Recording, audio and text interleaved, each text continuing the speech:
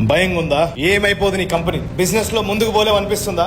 నీ రెంట్ కట్టడం కోసం కాదు నువ్వు బిజినెస్ చేసేది. నువ్వు ప్రాఫిట్స్ సంపాదించాలని మార్కెట్ లో ఎంటర్ అయిపోయావు. సడన్ గా బాధ్యతలు మొత్తం భుజం పైన పడేసరికి భయపడిపోతున్నావు అంతే. బిజినెస్ మ్యాన్ కి కావాల్సింది ధైర్యం, లోపల దమ్ము ఉండాలా బిజినెస్ మ్యాన్ కి. మళ్ళీ చెప్తున్నా, నువ్వు ఎదుగుతున్నప్పుడే నువ్వు ఎదగలేవంటారు, నువ్వు పెద్దగా అయిపోతావు అని భయం వాళ్ళకి. దానికే నేను అంటారు, దానికే నేను దూరం పెడుతుంటా. పెద్దగా మాట్లాడరు. వాడు మాట్లాడితే ఎంత, మాట్లాడకపోతే మనకెంత. డిసైడ్ అయ్యావు కదా, దున్నవతల పారేయాల. మార్కెట్ లో దిగింది దున్నడానికి, దిగులు పట్టడానికి కాదు.